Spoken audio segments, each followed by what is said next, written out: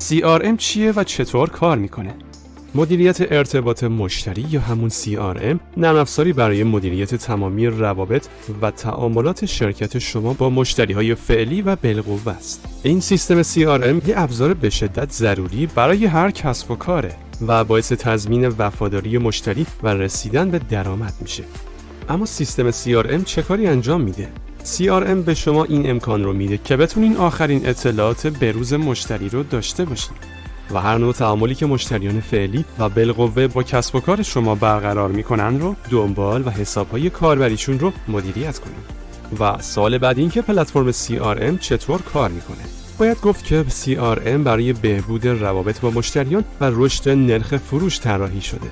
در پایه‌ای ترین سطح CRM به فروشنده ها و بازاریاب‌ها کمک میکنه که بتونن روابطشون رو با مشتریان واقعی و بالقوه سازمان مدیریت و آنالیز کنن.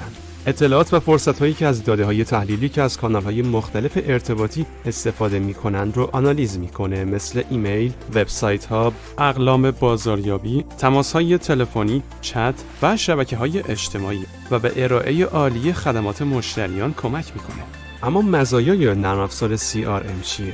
استفاده از یک سیستم CRM مناسب به شما کمک می‌کنه که درآمدتون رو تا 40% برای هر نماینده فروش افزایش بدید و توجه مشتری رو تا 27% بیشتر به سمت شما جلب میکنه. سایر مزایای خارق‌العاده CRM شامل درک و شناخت از مراجعان، مدیریت گسترده تماس‌ها، برگزاری کمپین‌های مؤثر، بازاریابی، پشتیبانی مشتری و وفاداری مراجعینه. و یه سوال مهم، اینکه چجوری کارمو با CRM شروع کنم؟ خب بعد از اینکه CRM مناسبتون رو انتخاب کردین، نوبت به اینه که اونو وارد کار کنین. شما میتونین گام هایی که در ادامه بهشون اشاره میکنیم رو دنبال کنید. گام اول، فروشنده هاتون رو اضافه کنید. هرچه سریعتر اعضای تیمتون رو با استفاده از CRM جمع کنید. اینطوری اطلاعاتتون هم دقیق تر و جامع تر خواهند بود.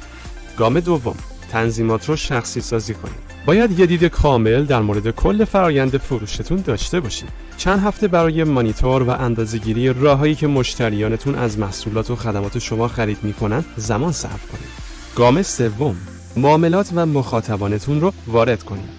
هر ستون در فایل اکسلی که می‌خواین ایمپورت کنین باید با اطلاعات یک مخاطب در CRM همخوانی داشته باشه تا اطلاعاتتون بتونن به صورت یک پارچه و بدون وقفه بین سیستم فروش قدیم و جدیدتون به جریان بیفتن. گام چهارم، ابزارهای دیگر رو هم ادغام کنید. شما باید اطلاعات فروش، بازاریابی و مشتریان رو در CRM تجمیع کنید. در گام پنجم، سرنخ‌های واجد الشرایط رو به CRMتون انتقال بدید. اگه این سرنخ‌ها واجد الشرایط باشن، میتونن به یک فروشنده هدایت بشن و اگه زمان بیشتری بخواین، تیم بازاریابی میتونه برای پرورش این سرنخ‌ها محتواهای آموزشی براشون فراهم کنه. و در گام آخر یعنی ششم، یک داشبورد برای خودتون فراهم کرده و گزارشات رو فعال کنید. لازمه که یک خلاصه عملکرد شفاف از تیمتون داشته باشین تا بتونین اونا رو با هم همسو نگه دارین و مسیر و کوچینگ مناسبی براشون تأمین کنید. این کار به عنوان یک ایده عالی به صورت روزانه، هفتگی، ماهانه و حتی 3 ماه یک بار برای بررسی گزارشات به کار میاد. اما چقدر طول میکشه تا CRM به نتیجه برسه؟ هر شرکتی مجموعه متمایزی از رویدادها و کیس ها رو داره که مشخص میکنه چقدر طول میکشه تا سیستم CRM به نتایج مطلوبی برسه. اگرچه انجام درست مراحل نرم افزار CRM از لحظه شروع به وارد کردن سرنخ‌ها نتایج مطلوبش رو نشون میده. در طی انجام CRM باید مطمئن بشین که همه سرنخ‌های فروش در CRM پردازش میشن. و سوال آخر این که CRM چه فرآیندی رو نمیتونه مدیریت کنه؟ CRM مواجه با مشتریه و همه اطلاعاتی که در مورد مشتری لازم دارین رو جمع میکنه و در یک جا قرار میده.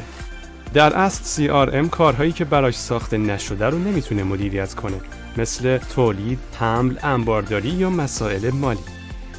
و سخن نهایی، سیستم‌های مدیریت روابط مشتری ساخته شدن تا بینش‌های عمیق‌تری رو براتون فراهم کنن.